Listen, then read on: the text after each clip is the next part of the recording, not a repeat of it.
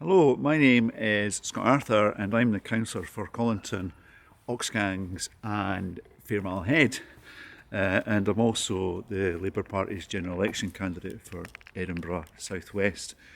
And today I'm in the Dreghorn part of my ward, which sits kind of between Morrison's and Redford Road. It's an MOD estate. Now, the last time I did a wee video from here, it was about the fact that the Labour Council in Edinburgh was proposing to buy some empty properties from the MOD and then repurpose them as council houses. I was just talking to a resident there, and there's 23 of them they actually bought. Now, the first of these actually came up, well, the first group of these, I think it's the first, came up for allocation just before Christmas time. And I thought it was worth talking about how many people bid for these homes. So one of them had 452 bids, a second had 552 bids, a third had 670 bids, and the fourth had 781 bids. 781, absolutely incredible.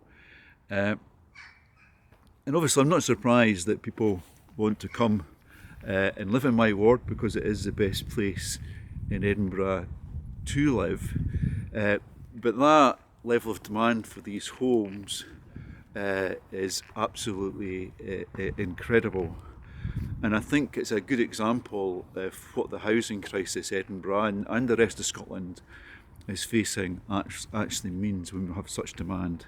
So people from all over Edinburgh would have bid for those homes.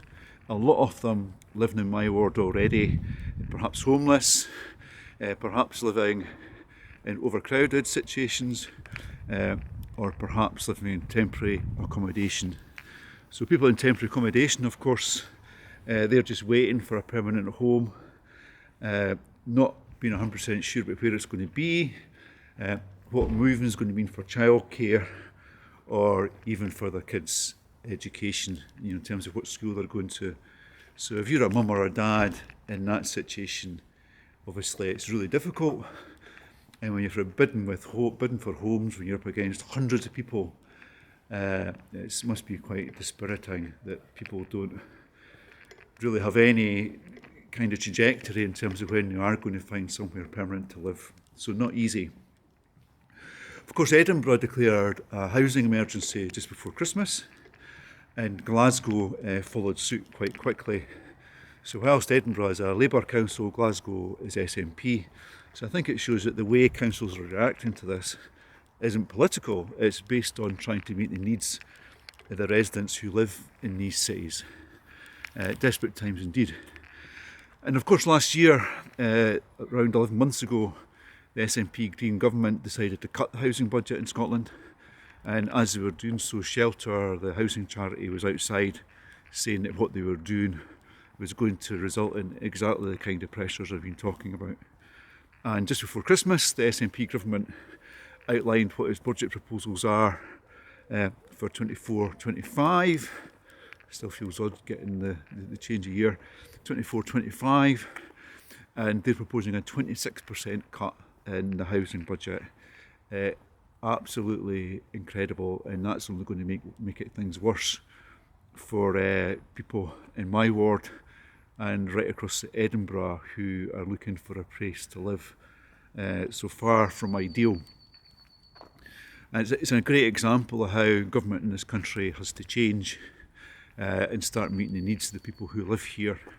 Obviously the first step in that, hopefully, if Rishi Sunak ever plucks up the courage, is that we'll have a general election and we'll get Keir Starmer elected into Downing Street. But following that, really to fix this housing situation here in Scotland, try to deal with that crisis, we need to change the government in Holyrood as well. When the capital city is declaring a housing emergency, we can't be cutting housing budgets. Okay, sorry, perhaps a little bit of a pessimistic video, but this is such an important thing. The housing crisis is one of the biggest issues the council has to deal with right now in Edinburgh. And councils all across Scotland are facing similar issues. So it is important that we talk about it. If you've got any questions, as ever, please just leave a comment below. Okay, bye for now.